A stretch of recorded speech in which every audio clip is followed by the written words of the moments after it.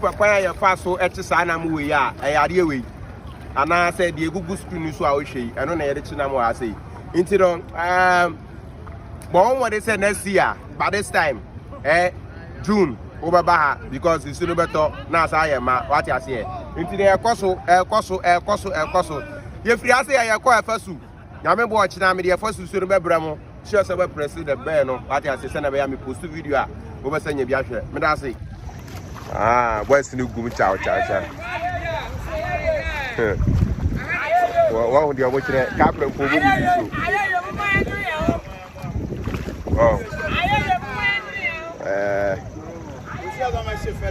so the sea is over there upon na da chire oro no enti no river no na ocean no after say we bi no say na etie Abusu ya musumi jinam don't forget musumi jinam what I say we are fishing koso so this is anumetu ape aholetile finally we bie oni epona ware nti epono na da kire wono no engagement na koso fefe wedding no so abaso fefe the libation from the elders have been made so that many fishes will be caught today until the end of the yeah Yegusua catch what you say Yegusua catch almost in Suna what you say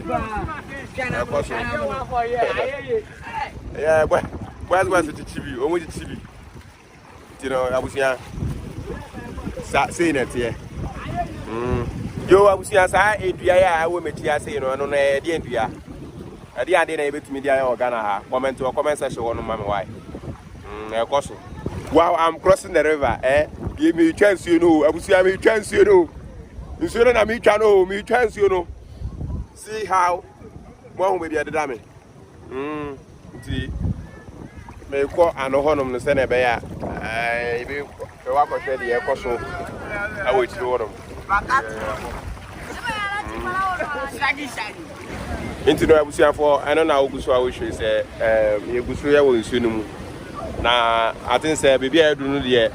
time aso say ye nyina ye free nsu no mu because epo na ho honom no sisi na baba ye ma nsu we ebeba soro ano be de ne nti say nkola anase mpanyi bia wo nsu no mu bia ekofie so people are relaxing and fishing until say the sea will signal them say this is what is going to happen before they leave. You know, I'm not going to